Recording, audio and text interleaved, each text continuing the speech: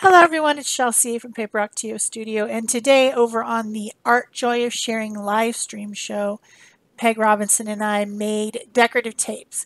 And there was so much information shared in that live stream of all the different types of ways that you could make your own tapes.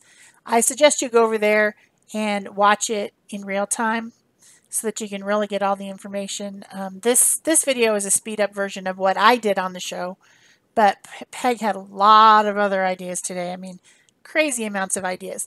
The first thing that I started with was using some packaging tape. That's just like, the thing you put on shipping boxes. And I have cleaned my gel plate with it. And so I've got little painty bits that are left over from the gel plate on this tape. And it doesn't completely fill it up. So I'm using different methods of filling up the background. The first one you saw there was a piece of printed tissue paper. This one is old leftover napkin pieces. So with the napkin, with all of that, I don't like the shiny side of the tape, the glossy side of the tape, so I turn it over and I use some matte medium to stick whatever stuff I want on the back of it to fill up all that extra space. And then if it's still sticky on the top, I might use some powdered pigment to brush over it with a makeup brush and fill in any of the sticky spots, which also, if you use the mica, it makes it a little bit shimmery. Another thing that I'm doing with the background of it is using some deli paper that has bits of gel printing on it to fill in the backgrounds. And then, of course, these pieces are not finished, even at the end of the video. They're not finished, but the one right there in the middle, that's the only one finished, the one that has the circles on it. And I stamped over the top of it with some stamps in watering can gray. And then I used a couple different mark making tools to make squares and circles with acrylic paint over the top. So that one I consider finished.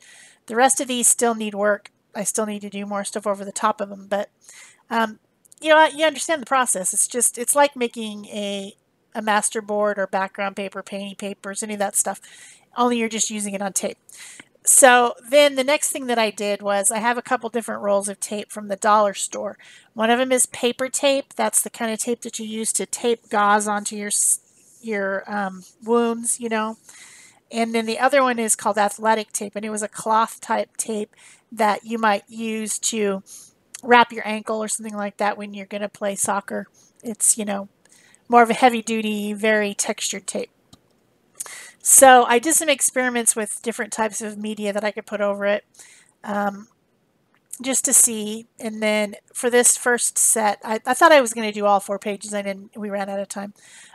This first one, I put some gelatos onto the paper tape and then blended it a bit with a stiff brush and some water, and then proceeded to put some more layers on it. Now, this is on waxed paper, so I can just peel these pieces off and, the sticky stuff's still on there, so I can just stick it onto something else like washi tape. It's like making your own washi tape.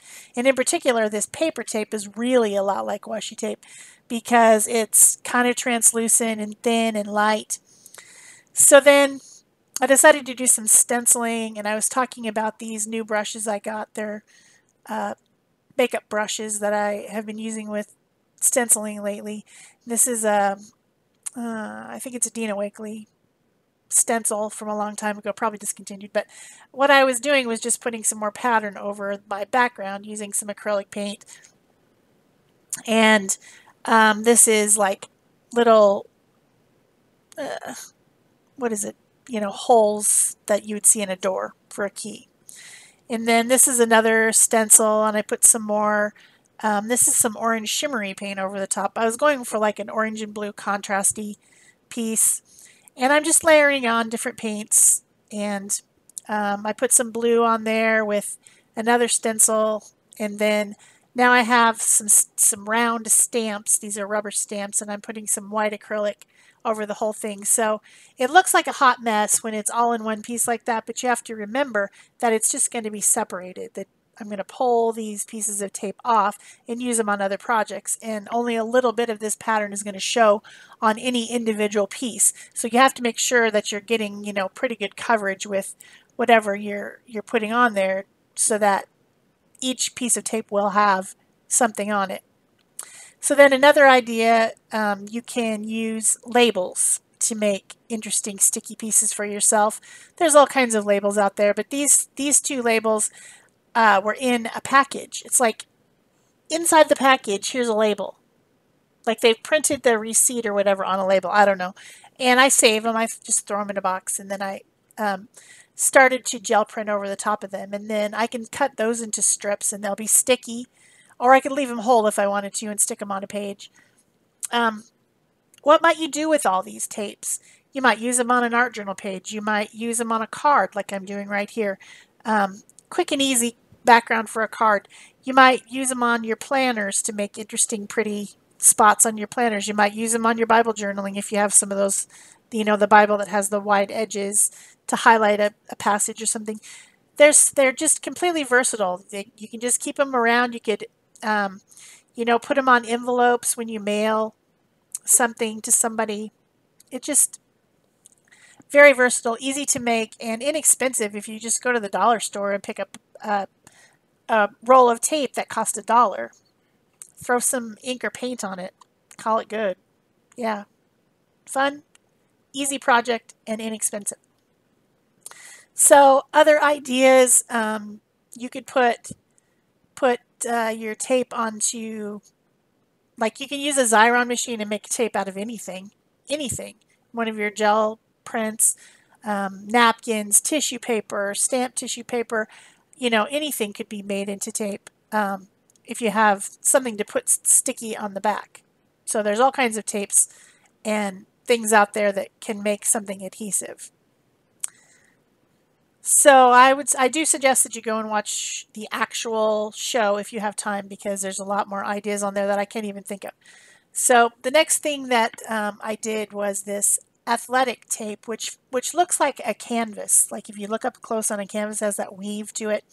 And I was using Distress Oxide ink on it, applying it directly to the tape, and then also using the applicator and making a few more concentrated dots. I splattered it with some water to make, you know, some interesting lighter splotches, and then continued to layer. Here I am splattering it with water, and it looked interesting right then. If it had just stayed like that, it didn't. I